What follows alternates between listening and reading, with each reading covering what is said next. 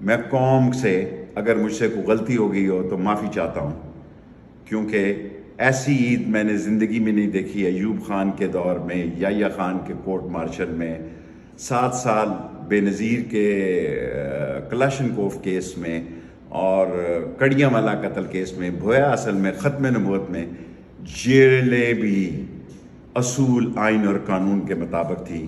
اس ملک میں فسطائیت بنا دی گئی ہے، اس ملک میں چنگیزیت بنا دی گئی ہے، اس ملک میں غریب کا جینا مشکل ہو گیا ہے۔ میں اللہ سے مدد کا مانگتا ہوں، اللہ ایسے حاکموں سے نجات دلا جنہوں نے اس ملک کو اپنی ذات اور اپنے مفاد کے لیے بحران میں ڈال دیا ہے اور ساری قوم کو عذاب میں ڈال دیا ہے۔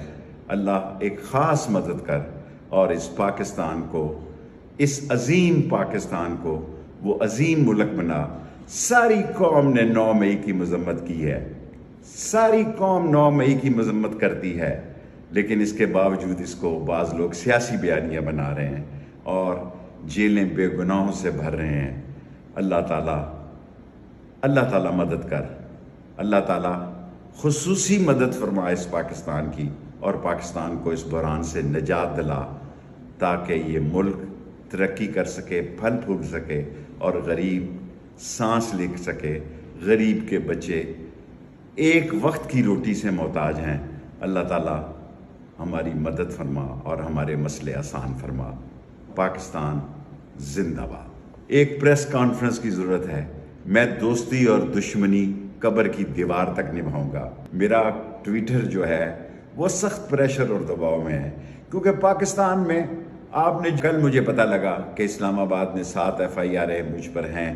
3 دفعہ میری گاڑیاں اٹھا کے لے گئے، 3 دفعہ عدالت نے حکم دیا، لیکن کوئی قانون کو ماننے کے لیے تیار ہی نہیں۔ عدلیہ کا مذاق اڑ رہا ہے، تضحیک ہو رہی ہے، اور نازیبا زبان عدلیہ کے خلاف استعمال ہو رہی ہے۔ میں آسمان کی طرف ہی دیکھ رہا ہوں کہ اللہ یہ ملک اسلام کے لیے، کالا کالا رسول اللہ کے لیے بنا تھا، اس کی مدد فرما اور ان چوروں، ڈاکوؤں، لٹیروں، کرپٹ، ڈس آنسٹ لوگوں سے نجات دلا۔